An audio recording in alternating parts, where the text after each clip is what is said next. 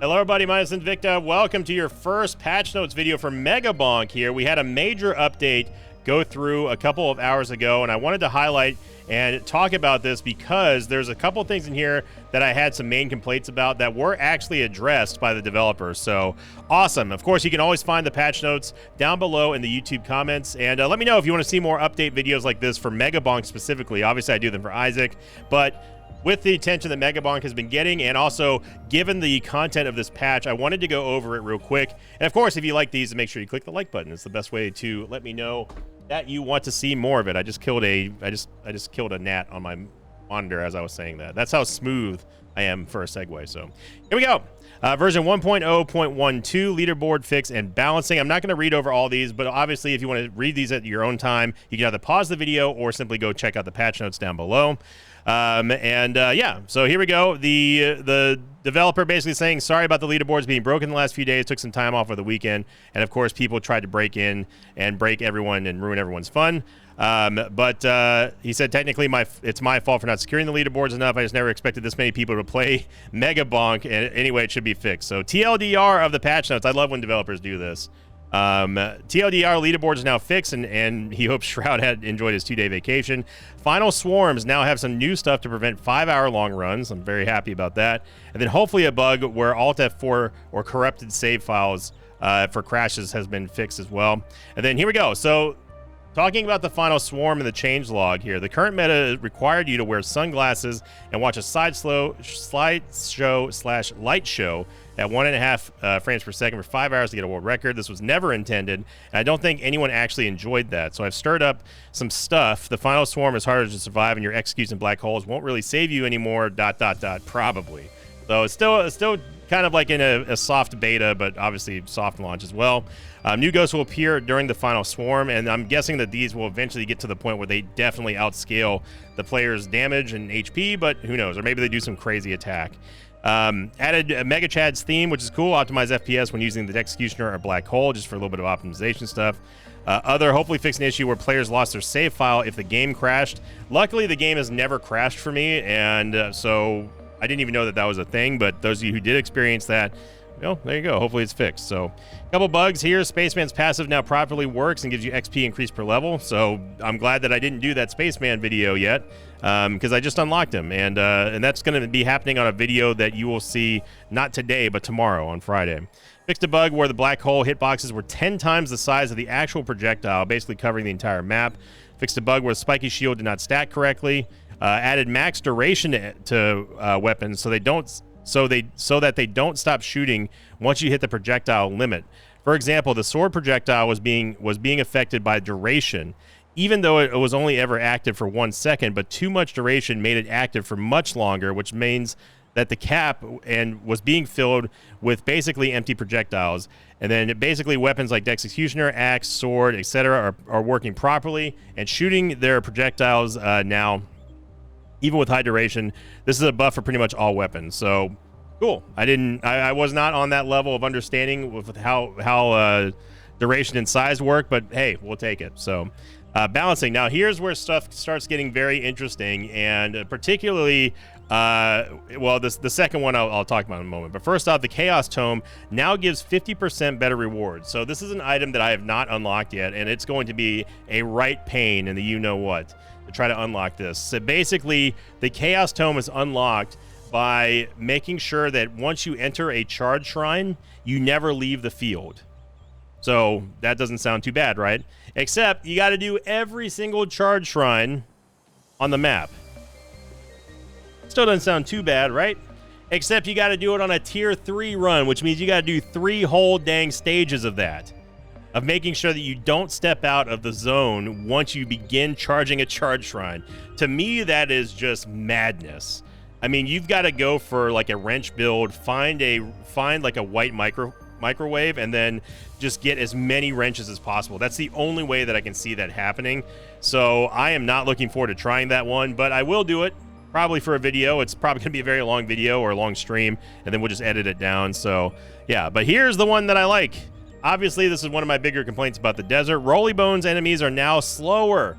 Thank goodness. Now all he has to do is just slow down those zombies in the forest, and then we're going to be all peaches and potatoes.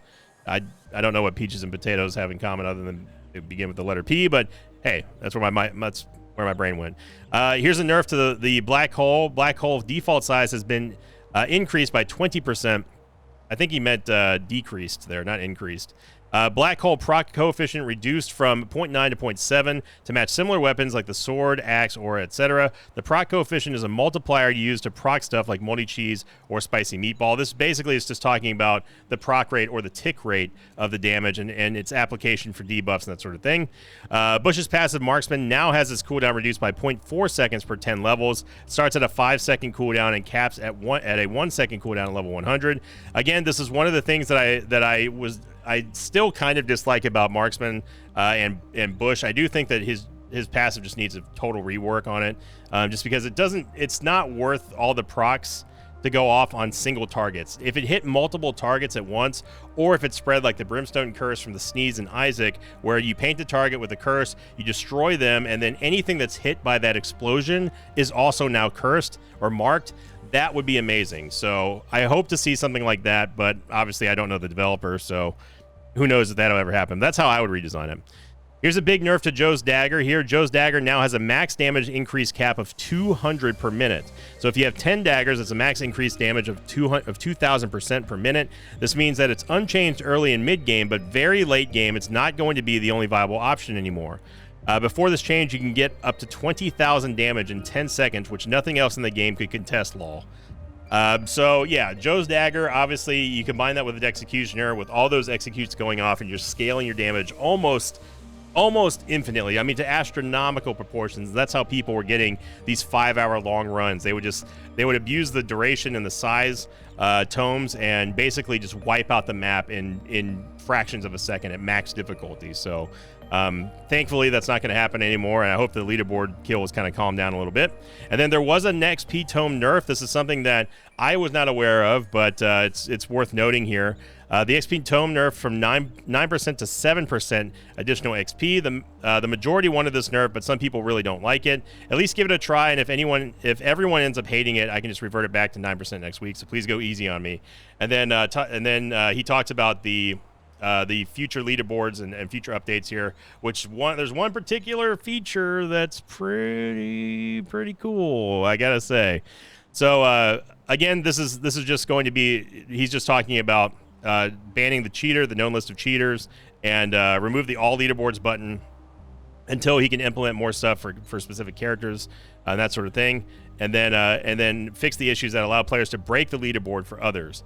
Now, future updates. There's a lot more stuff that I'm working on that's coming soon, probably. Opacity settings for particles and projectiles. Thank goodness for that, as that does destroy bit rates across every single stream, regardless of how good your connection is and your computer.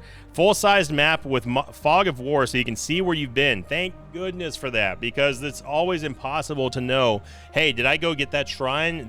Do I need to double back for this? I don't know if there's going to be like a compass on there that paints like power-ups that have been dropped or anything like that, but at least we'll be able to see where we have been and have not been in case we have a really powerful run and we want to maximize our exploration of the area before fighting the final boss. So very, very, very useful. I'm looking forward to that. More information when hovering on stuff like weapon stats, etc. I'm all for clarity. It helps out with videos. It helps me explain more stuff better to just newer players and experienced players alike, knowing exactly what does duration do to the wireless dagger, what does movement speed do to Calcium's passive, that sort of thing, and seeing just the coefficients and the damage application multipliers just shown in plain numbers would be very, very nice to see if things are worth working or not, and you can experiment. And then pinning/tracking quests in game when paused. I don't think that's necessarily necessary, but it could be. I don't know. You could track your challenges and that sort of thing just to see what your progression is on that. And then finally at the very bottom down here, which you cannot see, there we go. You can see here, and for more major stuff I want to look at once more of the common feedback stuff has been addressed. Multiplayer. Can you imagine multiplayer in this game? That's going to be insane. Multiplayer, and then more maps, items, characters, and weapons. Anything else you would like to see with a smiley face at the end here. So that is, I love this attitude and the speed that the developer is currently operating at, and obviously the game is a mega smash hit. It's the smash hit of the year in terms of the indie gaming scene, and it's going to be tough to top this game. I already have over 75 hours into the game by now at the time of this recording, and man, it's exciting to see where Megabonk is going to go, and I'm really glad that we have an active developer who has been working on this for less than a year. That's insane, man.